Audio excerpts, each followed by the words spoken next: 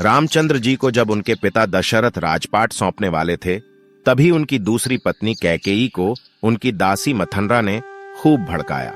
मंथरा ने कहा कि राजा तो आपके बेटे भरत को बनना चाहिए। इसके बाद कैकेयी ने राजा दशरथ से 2 वर मांगे।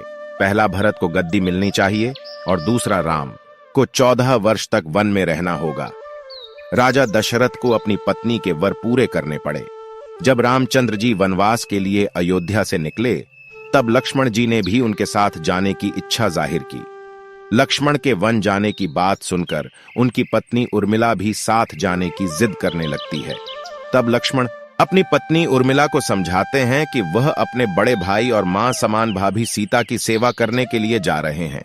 अगर तुम वनवास में साथ चलोगी तो मैं ठीक तरह से सेवा नहीं कर पाऊंगा। लक्ष्मण के सेवा भाव को देखकर उर्मिला साथ जाने की जिद छोड़ देती है और महल में ही रुक जाती है।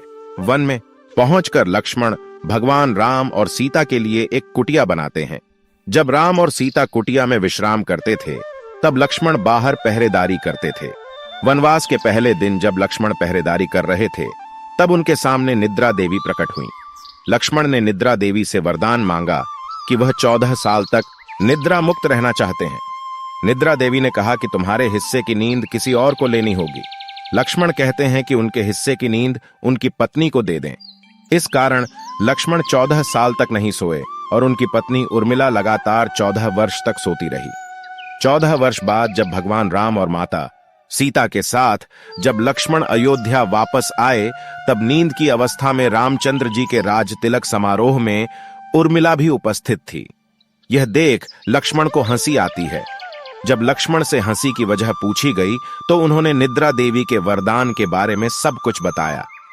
लक्ष्मण ने कहा कि जब मैं उबासी लूंगा, तब उर्मिला की नींद खुलेगी। लक्ष्मण जी की इस बात को सुनकर सभा में मौजूद सभी हंस पड़े। सभी को हंसते देख उर्मिला लज्जावश समारोह से उठकर बाहर चली जाती हैं।